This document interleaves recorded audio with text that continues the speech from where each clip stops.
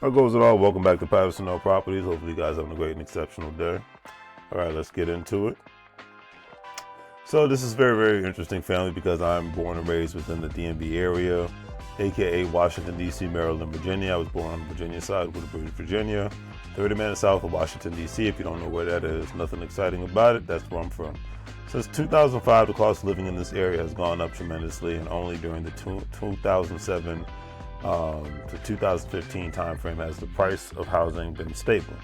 However, since 2018, the cost of housing has been going up, and it's been between $400K and up, and it's been growing at an escalating rate, especially given the fact that up to 70% of the new homes being built within the DMV area are overpriced townhomes and condos.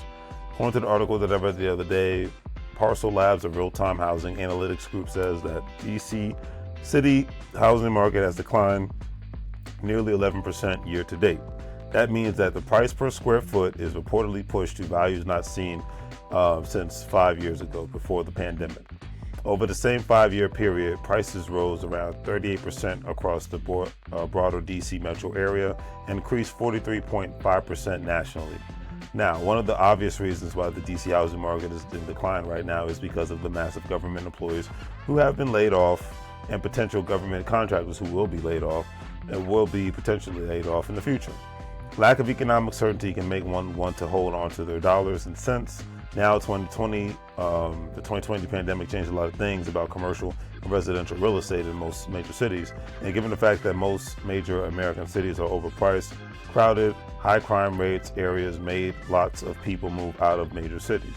The article ended on this note: return to office mandates for federal workers have led to an increase in home buyers, but uncertainty about federal job cuts has discouraged others from buying or selling their homes, according to the report by Redfin, because why would someone want to sell or purchase a home if they do not have a job or think that they may lose their job? It just doesn't make sense for regular working people. The Department of Government Efficiency, which is tasked with eliminating wasteful government spending and increasing efficiency, aims to cut $2 trillion from federal government budget by eliminating programs and trimming the federal workforce. Parcel Labs reports that the data indicates DC's downturn started well before recent federal workforce reductions. It's just that the federal workforce reductions have helped intensify the housing market decline. So that's why I said I can't put it all on the Trump administration, even though they're helping people decide whether or not they want to make major purchases because the uncertainty of their job right now. But there's been a decline just because of the cost of living in the Washington, D.C. metro area, so I can't put it all on them, but they get their share of it. The group says that the primary driver in D.C.'s high exposure to condos, which represents half the total housing inventory, given the fact the majority of the new housing that was built in Washington, D.C. was overpriced, tall condos, and when a major city is mostly consisting of overpriced condos, which comes with egregious condo and HOA fees, makes one want to not purchase a home in that city. Like I said earlier, the surrounding suburbs in Maryland and Virginia are doing the same thing, especially since the pandemic. I've noticed an uptick in townhomes, overpriced townhomes, and overpriced condo apartments within the Northern Virginia and Maryland area, everywhere that's within an hour to 2-hour radius of Washington, D.C. So it makes things very much more unsustainable if one knows that trying to buy something like that in 2025 as a regular working person, it's not going to be too sustainable if you don't know if you're going to have a job tomorrow.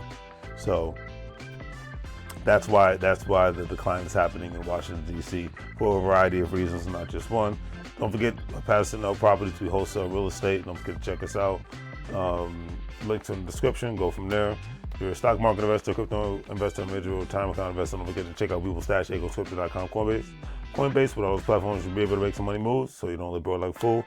Remember, you can't get fired if you own the company. It's 2025. It's time for you to own something. Do the great thing for things. Like, share, and subscribe. Have a great day. Make money moves so you can live broke like a fool. It's the same Spanish. Bienvenido a la vida. Welcome to the life.